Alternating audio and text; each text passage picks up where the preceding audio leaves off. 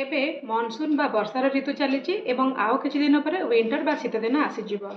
ଯେତେବେଳେ ଜଣେ ମହିଳା ପ୍ରେଗନେଣ୍ଟ ଥାନ୍ତି ତାଙ୍କର ଇମ୍ୟୁନିଟି ମାନେ ରୋଗ ପ୍ରତିରୋଧକ ଶକ୍ତି ବହୁତ କମିଯାଏ। ସେଥିପାଇଁ ତାଙ୍କୁ ବିଭିନ୍ନ ପ୍ରକାର ଇନଫେକ୍ସନ୍ ଯେମିତିକି ୟୁରିନ୍ ଇନଫେକ୍ସନ୍, ଥଣ୍ଡା, ଜ୍ୱର, କାଶ ବା ଭାଇରାଲ ଇନଫେକ୍ସନ୍ ହେବାର ଆଶଙ୍କା ଯଥେଷ୍ଟ ବଢ଼ିଯାଏ ଏବଂ ପ୍ରେଗନେନ୍ସି ସମୟରେ ସେ ବହୁତ ଗୁଡ଼ିଏ ମେଡ଼ିସିନ ମଧ୍ୟ ନେଇପାରିବେ ନାହିଁ। କାରଣ ଯଦି ସେହି ମେଡ଼ିସିନ ଗୁଡ଼ିକୁ ସେ ପ୍ରେଗନେନ୍ସି ସମୟରେ ନିଅନ୍ତି ତାହେଲେ ଏହା ତାଙ୍କ ପାଇଁ ଏବଂ ତାଙ୍କର ଗର୍ଭସ୍ଥ ଶିଶୁ ପାଇଁ ହାନିକାରକ ମଧ୍ୟ ହୋଇପାରେ। ତ ଆଜିର এই ভিডিওରେ ଆମେ ଜାଣିବା କି ପ୍ରେଗନେନ୍ସି ସମୟରେ ଯଦି ଆପଣଙ୍କୁ ଥଣ୍ଡା, ସର୍ଦ୍ଦି, କାଶ, ଜ୍ୱର ବା ଭାଇରାଲ ଇନଫେକ୍ସନ୍ ହୋଇଯାଏ ତାହେଲେ ଆପଣ କେଉଁ କେଉଁ ଜିନିଷ ପ୍ରତି ଧ୍ୟାନ ରଖିବା ଉଚିତ, କ'ଣ ହୋମ୍ ରେମେଡ଼ି ବା ଘରୋଇ ଉପଚାର ଆପଣ କରିପାରିବେ ଏବଂ କେତେବେଳେ ଆପଣଙ୍କୁ ଡକ୍ଟର ପାଖକୁ ଯିବା ନିହାତି ଜରୁରୀ। ତ ଚାଲନ୍ତୁ ଡେରି ନ କରି ଆଜିର ଭିଡ଼ିଓଟିକୁ ଷ୍ଟାର୍ଟ କରିବା। ଭିଡ଼ିଓଟିକୁ ଷ୍ଟାର୍ଟ କରିବା ପୂର୍ବରୁ ମୋର ଆପଣମାନଙ୍କୁ ଅନୁରୋଧ କି ଯଦି ଆପଣ ଏପର୍ଯ୍ୟନ୍ତ ଅନୁରାଧା ଓଡ଼ିଆ ଟିପ୍ସ ଚ୍ୟାନେଲକୁ ସବସ୍କ୍ରାଇବ୍ କରିନାହାନ୍ତି କିମ୍ବା ଏହି ଚ୍ୟାନେଲଟିକୁ ନୂଆ କରି ଦେଖୁଛନ୍ତି ତାହେଲେ ଏହି ଚ୍ୟାନେଲଟିକୁ ସବସ୍କ୍ରାଇବ୍ କରିନିଅନ୍ତୁ ଏବଂ ପାଖରେ ଥିବା ବେଲ୍ ବଟନକୁ ହିଟ୍ କରି ଅଲ୍ ଅପସନଟିକୁ ଚୁଜ୍ କରିନିଅନ୍ତୁ। ତାହେଲେ ଏହି ଚ୍ୟାନେଲରେ ଅପଲୋଡ଼ ହେଉଥିବା ପ୍ରତ୍ୟେକଟି ଇନଫର୍ମେଟିଭ୍ ଭିଡ଼ିଓର ନୋଟିଫିକେସନ୍ ସବୁଠୁ ପ୍ରଥମେ ଆପଣ ପାଇପାରିବେ। ପ୍ରଥମ କଥା ମୁଁ ଆପଣଙ୍କୁ ଏଠି କହିବାକୁ ଚାହୁଁଛି କି ଯଦି ଆପଣ ପ୍ରେଗନେଣ୍ଟ ଅଛନ୍ତି ବା ପ୍ରେଗନେନ୍ସି ସମୟରେ ଯେତେ ସମ୍ଭବ ପାରନ୍ତୁ ଇନଫେକ୍ସନ୍ ଠାରୁ ଦୂରରେ ରୁହନ୍ତୁ। ଯଦି ଆପଣଙ୍କ ଘରେ କାହାକୁ ସର୍ଦ୍ଦି, କାଶ, ଜ୍ୱର ବା ଭାଇରାଲ ଫିଭର ହେଇଛି ତାହେଲେ ତାଙ୍କଠାରୁ ଦୂରରେ ରୁହନ୍ତୁ। ଯଦି ପାଗ ଖରାପ ଅଛି ତାହେଲେ ଦରକାର ନ ପଡ଼ିଲେ ବାହାରକୁ ଯାଆନ୍ତୁ ନାହିଁ। ଥଣ୍ଡା ପାଣି ଅତ୍ୟଧିକ ପିଅନ୍ତୁ ନାହିଁ, ବାହାରର ଖାଦ୍ୟ ପଦାର୍ଥ ନିଅନ୍ତୁ ନାହିଁ। ଫ୍ରିଜ୍ର ପାଣି, ଆଇସ୍କ୍ରିମ୍ ଏସବୁ ଜିନିଷକୁ ଆଭଏଡ଼ କରନ୍ତୁ। ଯଦି ପ୍ରେଗନେନ୍ସିରେ ଆପଣଙ୍କୁ ଇନଫେକ୍ସନ୍ ହୋଇଯାଏ ତାହେଲେ ଏହା ଆପଣଙ୍କ ପାଇଁ ଏବଂ ଆପଣଙ୍କର ଗର୍ଭସ୍ଥ ଶିଶୁ ପାଇଁ ବହୁତ ହାନିକାରକ ହୋଇପାରେ। ଜଣେ ଗର୍ଭବତୀ ମହିଳାଙ୍କର ପ୍ରଥମ ଟ୍ରାଇସେମିଷ୍ଟର ମାନେ ପ୍ରଥମ, ଦ୍ୱିତୀୟ ଏବଂ ତୃତୀୟ ମାସରେ ତାଙ୍କୁ ଅତ୍ୟଧିକ ହାଇ ଫିଭର ବା ଜ୍ୱର ହୁଏ ଏବଂ ଏହି ଜ୍ୱର 24 ଘଣ୍ଟା ପର୍ଯ୍ୟନ୍ତ ଲାଗି ରହେ ତାହେଲେ ତାଙ୍କର ଆବର୍ଷଣ ହେବାର ସମ୍ଭାବନା ଥାଏ। ଏବଂ ଲାଷ୍ଟ ଟ୍ରାଇସେମିଷ୍ଟର ମାନେ ସପ୍ତମ, ଅଷ୍ଟମ ବା ନବମ ମାସରେ ଯଦି ଜଣେ ମହିଳାଙ୍କୁ ହାଇ ଫିଭର ବା ଜ୍ୱର ହୁଏ ଏବଂ ଏହା କମେନି ତାହେଲେ ତାଙ୍କର ସମୟ ପୂର୍ବରୁ ଡେଲିଭରି ହେବାର ମଧ୍ୟ ଚାନ୍ସ ଅଛି ଏବଂ ଶିଶୁ ପ୍ରତି ମଧ୍ୟ ଏହା ହାନିକାରକ ହୋଇପାରେ। ତେଣୁ ପ୍ରେଗନେନ୍ସି ସମୟରେ ଯେତେ ସମ୍ଭବ ପାରନ୍ତି ଇନଫେକ୍ସନ୍ ଠାରୁ ଦୂରେଇ ରୁହନ୍ତୁ। ଯଦି ଏତେ ସବୁ ପ୍ରିକସନ୍ ନେଇସାରିଲା ପରେ ମଧ୍ୟ ଆପଣଙ୍କୁ ଥଣ୍ଡା, ଜ୍ୱର, କାଶ ବା ଭାଇରାଲ ହୋଇଯାଏ ତାହେଲେ ଆପଣ କିଛି ହୋମ୍ ରେମେଡ଼ି ଇନିସିଆଲ୍ ଷ୍ଟେଜ୍ରେ ନେଇପାରିବେ। ଯଦି ଇନିସିଆଲ୍ ବା ପ୍ରାରମ୍ଭିକ ଷ୍ଟେଜ୍ରେ ଆପଣ ଏହି ହୋମ୍ ରେମେଡ଼ି ଗୁଡ଼ିକୁ ଷ୍ଟାର୍ଟ କରିଦିଅନ୍ତି ତାହେଲେ ଆପଣଙ୍କୁ ଆଗକୁ ମେଡ଼ିସିନର ଦରକାର ପଡ଼ିବ ନାହିଁ। ପ୍ରଥମ କଥାଟି ହେଉଛି କି ଯଦି ଆପଣଙ୍କୁ ଥଣ୍ଡା, ସର୍ଦ୍ଦି, ଜ୍ୱର ବା କୌଣସି ଭାଇରାଲ ଇନଫେକ୍ସନ୍ ଷ୍ଟାର୍ଟ ହୋଇଯାଇଛି ତାହେଲେ ଆପଣ ଥଣ୍ଡା ପାଣି ବା ଫ୍ରିଜ୍ ଜାତୀୟ ଜିନିଷ ନିଅନ୍ତୁ ନାହିଁ। ଆପଣ ଗରମ ପାଣି ପିଅନ୍ତୁ ଏବଂ ରାତିରେ ଶୋଇଲା ବେଳେ ଗୋଟେ ଗ୍ଲାସ୍ ହଳଦୀ ମିଶା କ୍ଷୀର ନିଅନ୍ତୁ। ଦିନରେ 2 କପ୍ ପର୍ଯ୍ୟନ୍ତ ଆପଣ କୌଣସି ହର୍ବାଲ ଟି ବା ଅଦା ପକା କଡ଼ା ଚା ପିଇପାରନ୍ତି। ଏହା ନେଲେ ମଧ୍ୟ ଆପଣଙ୍କୁ ଆରାମ ମିଳିବ। ଯଦି ଥଣ୍ଡା ବା ସର୍ଦ୍ଦି ଯୋଗୁଁ ଆପଣଙ୍କର ନାକ ବନ୍ଦ ହୋଇଯାଇଛି ତାହେଲେ ଆପଣ ଷ୍ଟିମ୍ ମଧ୍ୟ ନେଇପାରନ୍ତି।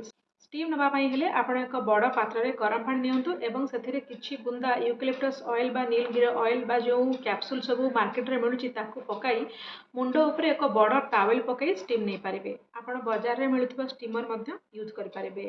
ଯଦି ଆପଣଙ୍କର ନାକ ବନ୍ଦ ହୋଇଯାଇଛି, ଆପଣ ନିଶ୍ୱାସ ନେଇପାରୁନାହାନ୍ତି ତାହେଲେ ଆପଣ ଯେକୌଣସି ଇନହେଲର ମଧ୍ୟ ୟୁଜ୍ କରିପାରିବେ ଯେମିତିକି ଭିକ୍ସ ଇନହେଲର ବା କୌଣସି ନାଜାଲ୍ ଡ୍ରପ୍ ଯେମିତିକି ଅଟ୍ରେଭିନ୍ ନାଜାଲ୍ ଡ୍ରପ୍ ସେଟା ମଧ୍ୟ ୟୁଜ୍ କରିପାରିବେ। ଯଦି ଆପଣଙ୍କର ଗଳା ବସିଯାଇଛି ଏବଂ ଗଳା ଦର୍ଜ ହେଉଛି ତାହେଲେ ଆପଣ ହାଲକା ଗରମ ପାଣିରେ କିଛି ଲୁଣ ମିଶାଇ ଦିନରେ 3 ରୁ 4 ଥର ପର୍ଯ୍ୟନ୍ତ ଗାର୍ଗଲିଂ ବା କୁଳି ମଧ୍ୟ କରିପାରିବେ। ଏମିତି କଲେ ଆପଣଙ୍କୁ ମଧ୍ୟ ଆରାମ ମିଳିବ। ଏହା ଛଡ଼ା ପ୍ରେଗନେନ୍ସି ସମୟରେ ଯଦି ଆପଣଙ୍କୁ ଥଣ୍ଡା, ଜ୍ୱର, ସର୍ଦ୍ଦି ବା କାଶ ହେଉଛି ତାହେଲେ ଆପଣ ଖଟା ଜାତୀୟ ଜିନିଷ ଖାଆନ୍ତୁ ନାହିଁ। ଏସବୁ ତ ଗଲେ ହୋମ୍ ରେମେଡ଼ି ବା ଘରୋଇ ଉପଚାର ବିଷୟରେ। କିନ୍ତୁ ଯଦି ହୋମ୍ ରେମେଡ଼ି ନେଲା ପରେ ମଧ୍ୟ ଆପଣଙ୍କର ଥଣ୍ଡା, ସର୍ଦ୍ଦି, ଜ୍ୱର ବା ଭାଇରାଲ ଫିଭର କମୁନି ତାହେଲେ ଆପଣ ମେଡ଼ିସିନ ମଧ୍ୟ ନେଇପାରିବେ। କିନ୍ତୁ ପ୍ରେଗନେନ୍ସି ସମୟରେ ଆପଣ ସବୁ ମେଡ଼ିସିନ ନେଇପାରିବେନି। ସାଧାରଣ ଦିନମାନଙ୍କରେ ଆମେ ଯେଉଁ ସବୁ ଓଭର ଦ କାଉଣ୍ଟର ମେଡ଼ିସିନ ବା OTC ମେଡ଼ିସିନ ନେଉ ଯେମିତିକି କମ୍ବିଫ୍ଲାମ୍ ବା NSAID ବା ନାଇସ୍ ଏସବୁକୁ ଆପଣ ପ୍ରେଗନେନ୍ସି ସମୟରେ ନେବା ଉଚିତ ନୁହେଁ। କିନ୍ତୁ ପ୍ରେଗନେନ୍ସି ସମୟରେ ଆପଣ ପ୍ଲେନ୍ ପାରାସିଟାମଲ୍ ନେଇପାରିବେ ଯେମିତିକି କ୍ରୋସିନ୍ 500 ବା ଡୋଲୋ 650।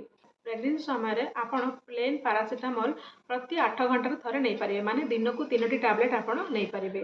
ଯଦି ଆପଣଙ୍କୁ ଥଣ୍ଡା, ସର୍ଦ୍ଦି ହେଇଛି ତାହେଲେ ଆପଣ ପ୍ଲେନ୍ ସେଟ୍ରିଜିନ୍ ବା ପ୍ଲେନ୍ ସିନାରେଷ୍ଟ ମଧ୍ୟ ନେଇପାରିବେ ଏବଂ ପାରାସିଟାମଲ୍, ସେଟ୍ରିଜିନ୍ ବା ସିନାରେଷ୍ଟର କମ୍ବିନେସନ୍ ମଧ୍ୟ ନେଇପାରିବେ।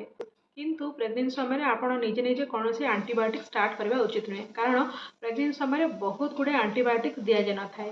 କିଛି ଆଣ୍ଟିବାୟୋଟିକ୍ ଦିଆଯାଇଥାଏ ଯେମିତିକି ଆଜିଥ୍ରୋମାଇସିନ୍। ତେଣୁ ଯେକୌଣସି ଆଣ୍ଟିବାୟୋଟିକ୍ ନେବା ପୂର୍ବରୁ ପ୍ରଥମେ ନିଜ ଡକ୍ଟରଙ୍କ ସହିତ ପରାମର୍ଶ କରିନିଅନ୍ତୁ।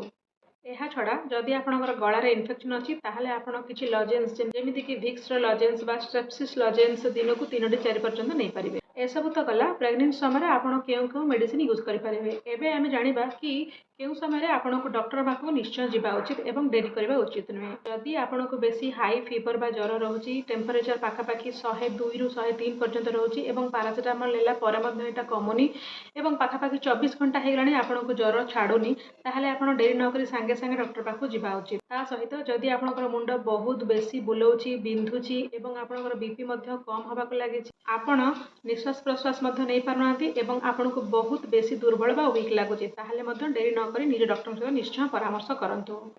एवं जदि आपणकर काश बहुत होउची एवं काशिबा द्वारा आपणकर पेटरे पेन होउची, ता सहित आपण को एते काश होउची कि आपण किछि खाई पारुनाहांती, ताहले मध्य डेरी न करी निज डॉक्टर सहित निश्चय परामर्श करंतु। मु आशा करूची कि एई वीडियोटी आपण मानक पई हेल्पफुल रहइबो। जदि एई वीडियोटी आपनको भल लागि थाए ताहले लाइक निश्चय करिवे एवं अन्य मानक सहित शेयर करिवे। आउ एक नुआ इन्फॉर्मेटिव वीडियो रे पुणी थरे देखा हबो। सेतबे पर्यंत विदाय दियंतु। Stay healthy and stay happy.